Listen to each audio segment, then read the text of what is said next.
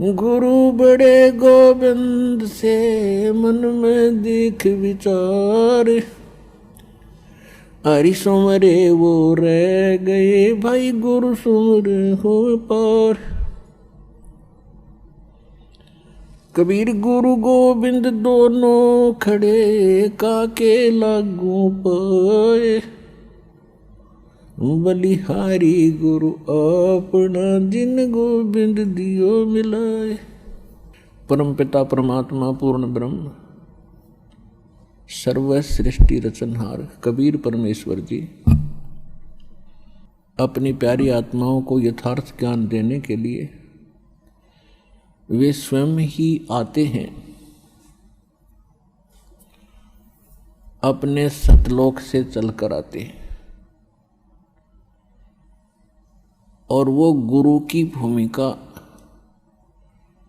निभाते हैं। क्योंकि यदि पृथ्वी पर गुरु होते तो परमात्मा को आने की आवश्यकता नहीं थी। पृथ्वी पर गुरु नहीं थे, ये लिटिल नॉलेज वाले गुरु थे, नीम हकीम थे। इन्होंने न तो अपने सदग्रंथों को समझा, इनके पास वो साधना भी नहीं थी जिससे ये कोई अनुभव ठीक कर सके परमात्मा के विषय में। इसलिए गुरु रूप में परमात्मा स्वयं ही आते हैं और वो अपनी महिमा भी बताने की चेष्टा करते हैं कि मैं परमात्मा हूँ, लेकिन वो हमारे गले नहीं उतरती, क्योंकि हमने जो ज्ञान सुना होता है वो अज्ञान होता है। हम परमात्मा को निराकार मान बैठे होते हैं और जिससे भी हम सुनते हैं या कोई उन ऋषि महर्षियों के अनुभव को हम पढ़ते थे तो सभी ने अंत में एक निष्कर्ष दे रखा था कि परमात्मा तो निराकार है, उसको देखा नहीं जा सकता, केवल परमात्मा का प्रकाश ही हम देख सकते हैं। तो विद्यार्थी की इतनी अकल नहीं होती, इतनी बुद्धि काम नहीं करती कि वो टीचर के व्याख्यान पर कुछ टिप्पणी कर सके। यानी श्रोता जो होते हैं वो जिनको गुरु मान बैठे हैं और उनके द्वारा दिए गए प्रवचनों पर वो अविश्वास कभी नहीं करते, ये स्वभाव होता है। और अविश्वास करने का उनके पास कोई पैमाना भी नहीं होता जिससे वो ये कह सकें कि नहीं गुरुजी आप ऐसे नहीं, ऐसा हमने पढ़ा है। तो जिस कारण से परमात्मा ने अपने आप को एक गुरु सतगुरु के रूप में ही अधिक पेश किया।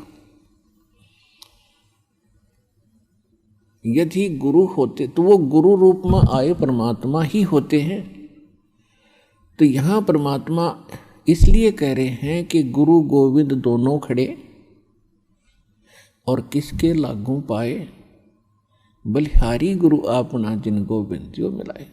यानी गुरु रूप में परमात्मा ही हो सकते हैं और बाकी जो गुरु हैं वो तो अलग बात है। कोई मोटरसाइकिल चलाना सिखा देता वो उसका गुरु हो गया, कोई गाड़ी चलाना सिखा देता उसका गुरु हो गया, माताएं अपने बेटियों को रोटी पौना सिखा दी वह उनकी गुरु होगी।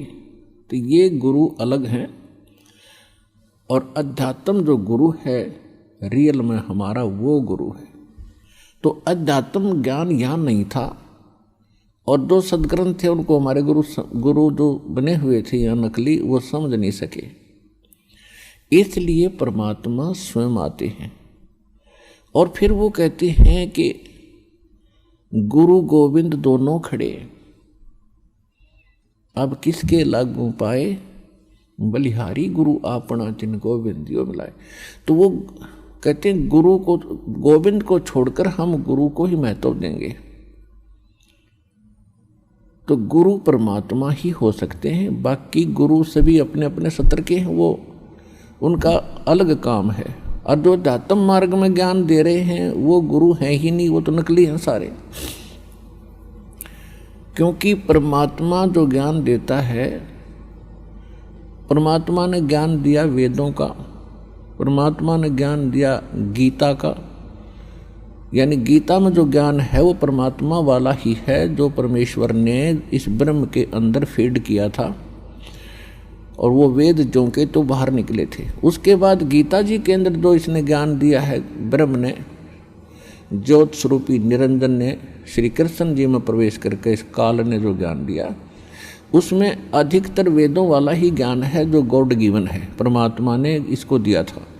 उसने कुछ अपनी अटकल इसमें साथ जोड़ी हैं, तो वो हमारे काम की नहीं है। बहुत सी ऐसी गीता जी के अंदर बहुत सा दो तरफा ज्ञान है, जो वेदों से मेल खाता है गीता का ज्ञान वो ओके है, श्रेष्ठ है, और 90% गीता का ज्ञान वेदों से मेल खाता है। तो कहने का भाव ये है कि जो गुरु हैं वो आज तक ना वेदों को समझ सके, ना गीता को समझ सके, हमारे जो धर्म गुरु थे, और न ही पवित्र इन पुराणों को समझ सके। तो इस कारण से परमात्मा स्वयं आते हैं और वो ही गुरु होते हैं, और जो गुरु हैं ही नहीं, नाम बेशक गुरु का उन्होंने रखा हुआ, और हमने बेशक उनको गुरु मान रखा है, वो गुरु नहीं थे। तो यहाँ परमात्मा ही आकर हमें ज्ञान बता रहे हैं।